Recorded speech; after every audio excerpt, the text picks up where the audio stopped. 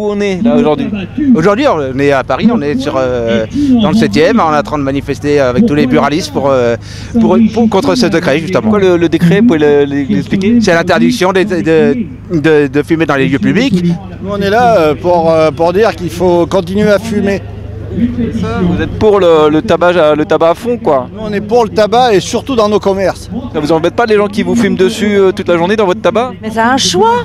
Je veux dire, si je veux pas le vendre, je fais un autre boulot. Bah, j'ai choisi ce métier, donc je fais mon métier correctement. Et je jette pas les gens en dehors de mon établissement parce qu'ils sont fumeurs ou non fumeurs. Alors ça veut dire quoi aujourd'hui? Ça veut dire que vous avez le droit de fumer 20 cigares ou 14 paquets de cigarettes par jour devant votre gamin, on vous dira jamais rien. Et vous embêtez votre voisin qui prend un café, c'est tout de suite criminel. On est des adultes pour payer nos impôts, pour payer nos taxes, pour payer tout ça, mais on n'a plus le droit de consommer le produit qu'on vend. Alors ça, c'est incroyable. Maintenant, on nous interdit le tabac et après, on va dire qu'il y a trop de diabétiques en France, on va fermer les pâtisseries et les boulangeries parce que les gens mangent trop de gâteaux. Et ainsi de suite, et ainsi de suite. Le problème, c'est qu'il ferait mieux de faire la chasse aux trafiquants qui vendent sous le manteau des cartouches à Barbès au marché, dans tous les marchés autour de Paris. Et là, on aurait le vrai problème serait résolu, et puis la drogue.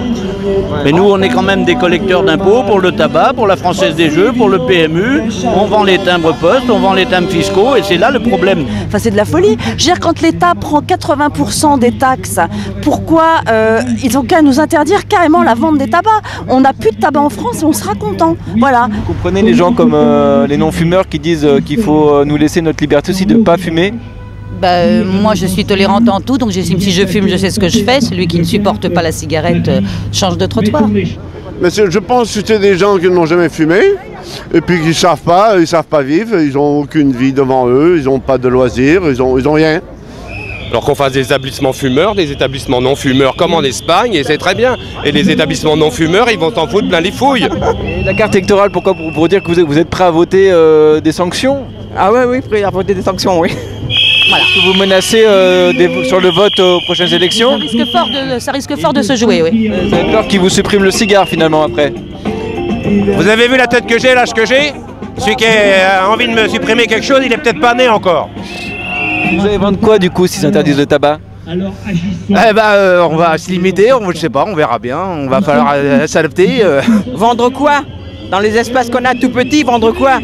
On peut pas casser le commerce à tout le monde, hein? Ça va, hein? C'est pas temps justement de se mettre à vendre d'autres choses que du tabac, par exemple du shit ou des choses comme ça? Pourquoi? Non, nous on est buralistes depuis des années, je vois pas d'autres choses à vendre, hein? Vous êtes pas prêt à troquer votre shit contre un paquet de cigarettes vous? Ah pardon, non, je me drogue pas. Je suis une très grosse fumeuse, mais je me drogue pas. Pourquoi on dit toujours les buralistes ont des moustaches? C'est les Auvergnats. Est-ce que cela voudrait dire que désormais, nous n'avons plus le droit de nous réunir entre amis, nous n'avons plus le droit de faire de bons repas, nous n'avons plus le droit de goûter de bons vins, nous n'avons plus le droit de goûter de bons cigares, nous n'avons plus le droit de faire des concours de pipe? C'est quoi ce pays?